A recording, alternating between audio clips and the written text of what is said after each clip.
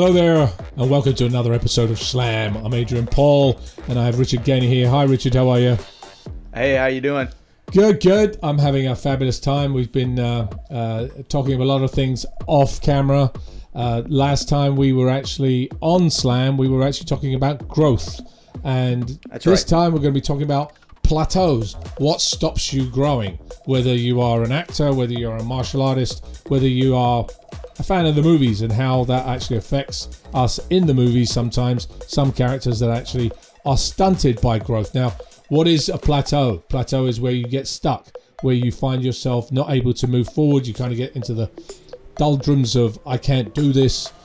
One of the things I have on my board, and I tell my son this a lot of the time, and many people, when you get yourself stuck, it is your job to get yourself unstuck, because that's the only person that really knows how to do it.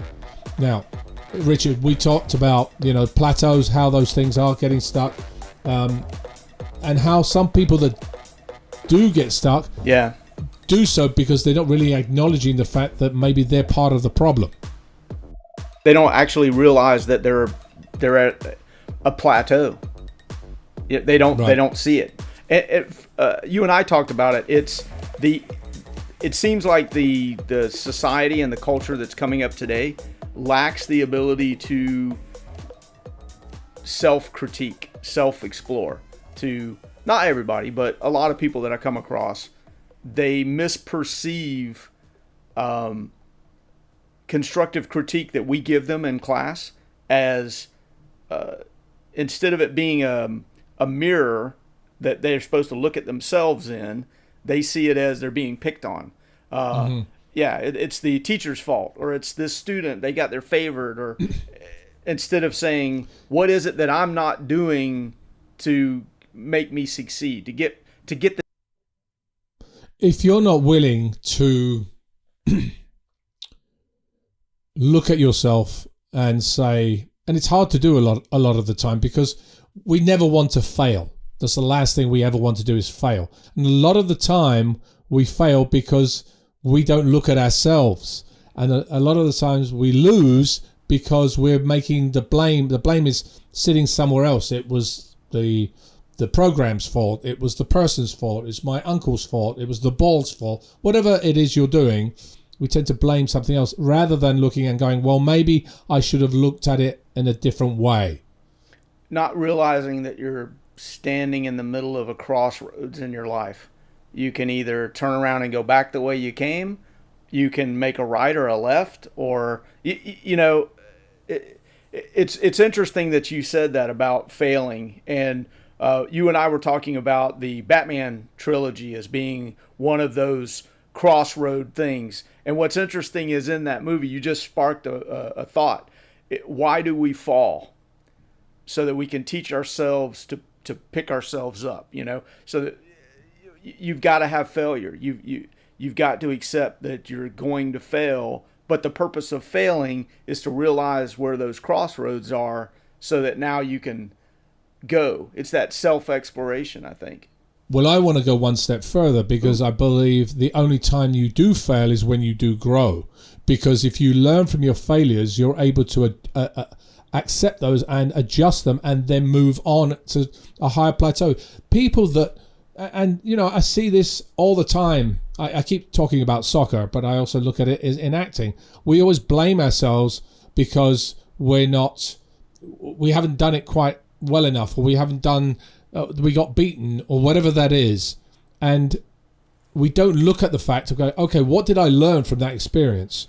What did I learn from that failure, that thing I didn't do right? Yeah, you and I talked a little bit before we started recording about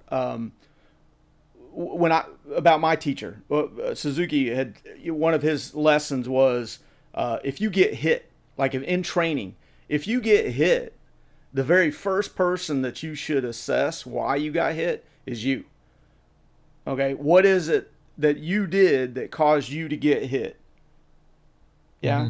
It's that self-analysis.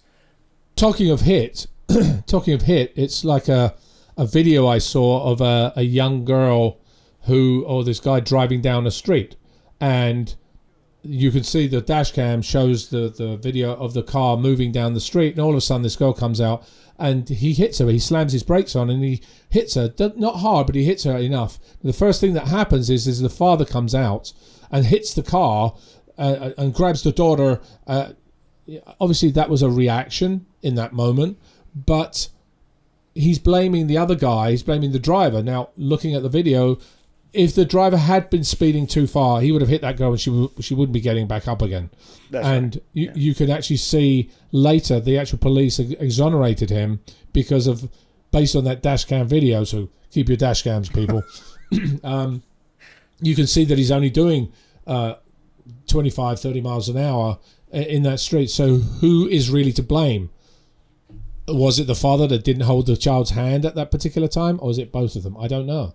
But it's the same thing you're talking about. You immediately blame somebody else. It's almost like if in our day-to-day lives we forget to live in the moment, and if you're not living in the moment, then you don't see the crossroads coming until you're standing at the middle of them.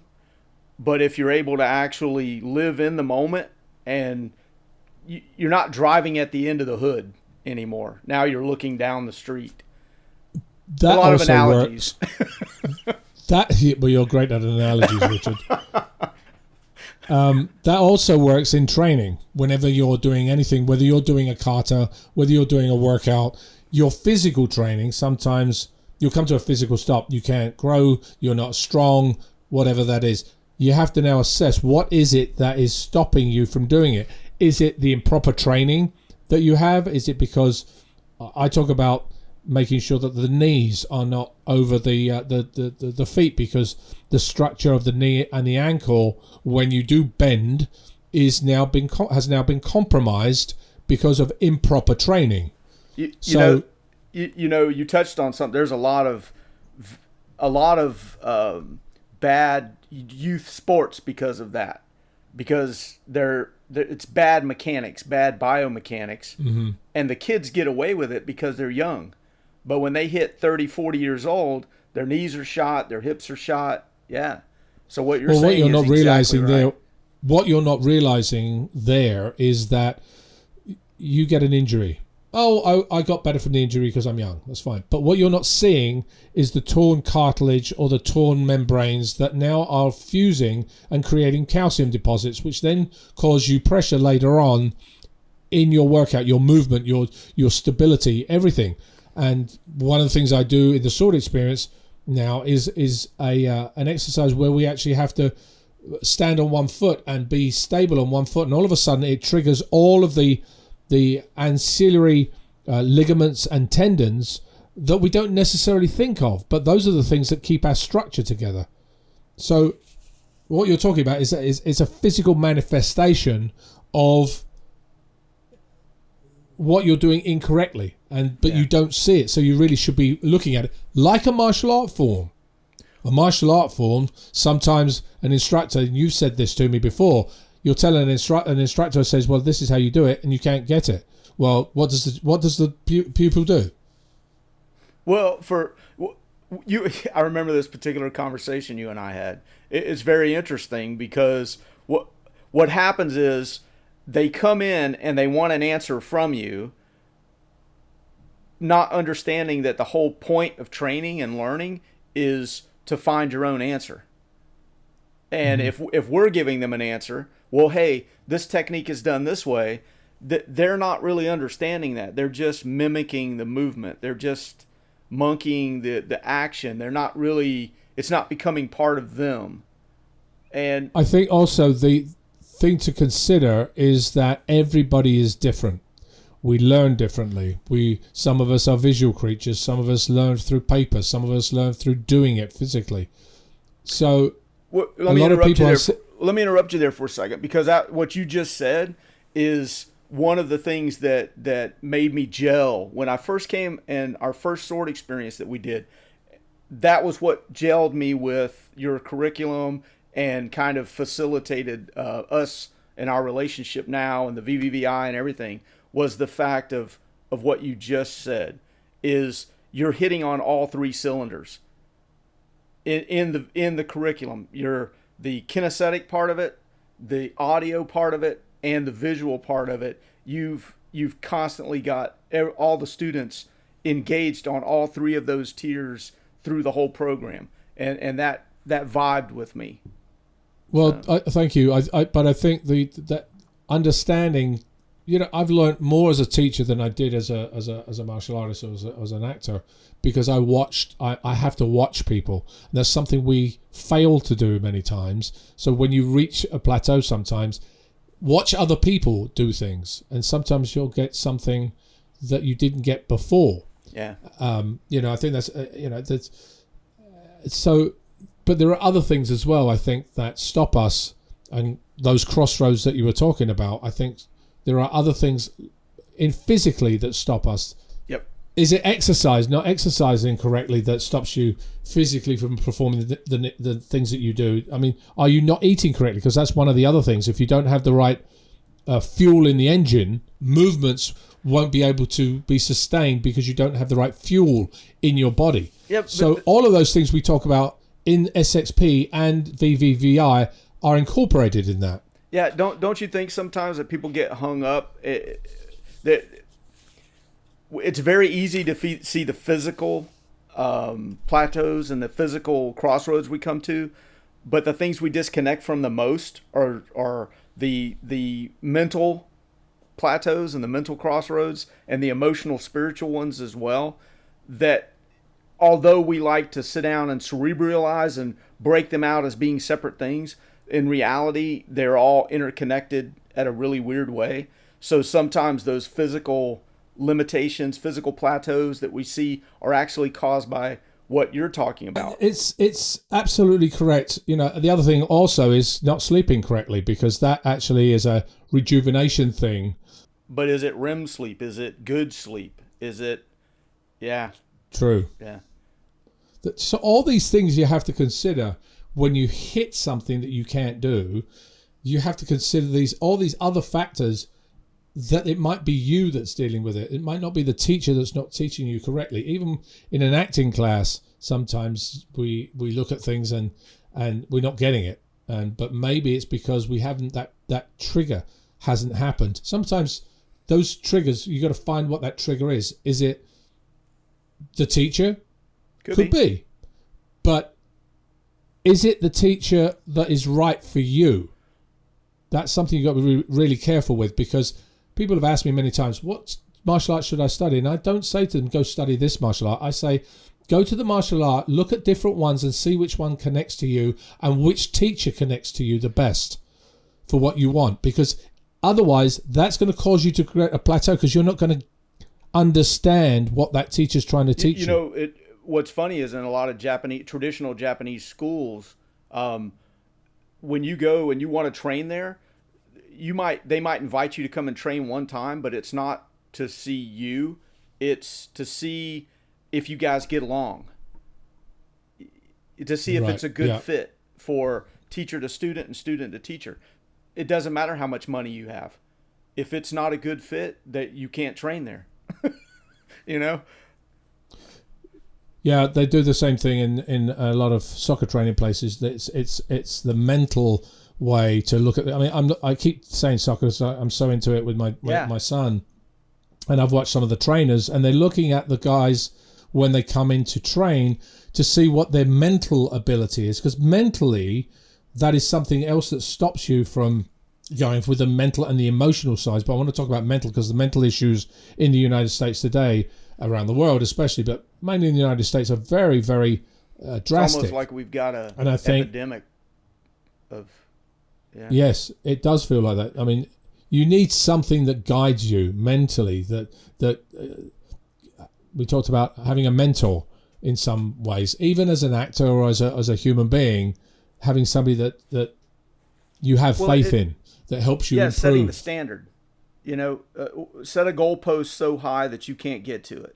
That said, when you set a goalpost, and I love the word goal because I always talk about goals, if you want to reach that goal so high, set yourself small goals that you can attain along the way, so that you don't get disappointed not getting there immediately. Because as you reach those plateaus, which you will reach, you have to attain a goal. Is it a goal in sword work? Is it my footwork that needs to be better? Is it my weight that helps my footwork? What is it? And if you attain those small goals, your eventual goal will get closer to you. I think that's why they use in all martial arts, they use a ranking system and the belt system. When you hear the old men talk about that the whole belt system is a modern thing. I know we use it in the VVVI. I think you use it in Sword XP too for the new online academy. Yeah, we have it. The new online academy has a belt ranking system. Because those are important. If not, it's very easy to get disoriented and just kind of along for the flow, which is the way training used to be. You just showed up and trained. You weren't. What is it? We talked about Karate Kid and Miyagi. He said, "What kind of belt does he have?" He's like J.C. Penney, to hold your pants up. But it's important. What you just said is super important to have those goals and those little bite-sized pieces, and the belt system does that. Yeah, it does it, and it's interesting because we talked about this a little bit before, where originally, like you said, there was no belt, but one of the teachers went into some of the dojos in Japan. I remember hearing about this, and he taught. He was traveling from one dojo to the next, teaching the system, and suddenly realized that when he went back to the same dojo 6 months later, a year later, that he wasn't quite sure what he taught them. So he devised the white, brown, yellow, green, red, black to see what they'd actually accomplished along that path and say, oh, I've taught you this much, so therefore show me this much. This is what I've taught you. And that's basically how the belt system started. So here's the rumor behind that. And I'm hoping someone in the comment section will just bust me right in the mug about it. But from what I've heard, that actually came from Ikebana, which is Japanese flower arranging. And they use that belt system in flower arranging. And the the karate guys stole it and started using it. Yeah. Let's talk about one more thing before we close this episode up. Emotionally, a lot of the time we've talked about the mental side of things. The emotional sides of things are going, oh, I'm too tired, I can't do this, it's too hard, etc. Too complicated. Those are the things that stop you from moving forward. Is your brain. So how do we stop that cycle? Isn't that the hardest one? Yeah, I think it is the hardest one. That's why I saved it to the last. It's the hardest to detect, and it's probably the hardest to address. We mentally, hey, I need to go to the gym more. I need to go work out. Mentally, I get it. Physically, I can go and do it. But, I think I'm going to have that Twizzler and watch that, do a little streaming. I think it goes down to what we just talked about, is finding something that inspires you and motivates you and reaching those small goals. Yeah. Is it the movies? Is it martial arts? Is it walking your dog? What is it that gives you that sense of calm and emotionally settles you so that you can then later on move forward with whatever goal you've set yourself? Journaling. Journaling, keeping, because the world moves so fast nowadays, that sometimes it's really hard to keep track of your own, where you're at. And I think for the curriculum, for the VVVI, one of the things that I advocate, and also for the traditional, is you have to start a journal. It doesn't have to be about your deep thoughts or anything, but it needs to be a journal. And if all you can do is draw stickmen of the techniques, draw the stickmen. If you want to write poetry in there, write poetry in there. It doesn't matter, because it's not for anyone but you. So that would... As an actor, you do that kind of physically, in a sense, and emotionally, because sometimes when I act, and this is a technique that is used, that when you get stuck, when you reach that plateau emotionally, and you can't get to a scene, you can't reach the emotions you want, you're not connected to it, you do something physical like push-ups or like running around the block to unlock the mental side or the emotional side of what you're not being able to get to. So again, that's the same thing as journaling, in a sense. It's the same type of... Yeah, you Yeah, you guys effect. don't do a paper and pencil journaling. You actually are walking, talking manifestations of journaling because you're constantly exploring different facets of yourself as an actor. Yeah, and everybody, you out there, you all have to figure out how it works for you. That doesn't mean this will work for you. It may be something else because, as I said before, even in business, they look at individuals as to who are they, what type of person are they? Are they a person that is a facilitator? Are they a administrator? We learn differently. We understand things differently, whether it is visual, physical, or by reading it. So we have to really look at ourselves and understand that first. So there are many different levels to this. I think we've run out of time. That's basically started. Here today. Adrian, we just started. No, again, we did it again. So next week, we're going to be talking, we talked about this, we're going to talk dragons. Dragons. Yeah, dragons. And dragons come in many different shapes and sizes. Our own dragons in the West, we look at them as being obstacles. In the East, they are blessings. So we're going to look at the differences between those things. What do they stop us from doing? We look at the movies that have dragons in them, the symbolism that those movies actually have, and what do they mean, and how are they portrayed in the East, in the West, in different parts of the world. So until next week, I'm Adrian Paul, and he's Richard Gainey. Yeah. So hopefully you'll have a fabulous week, and we'll see you with dragons.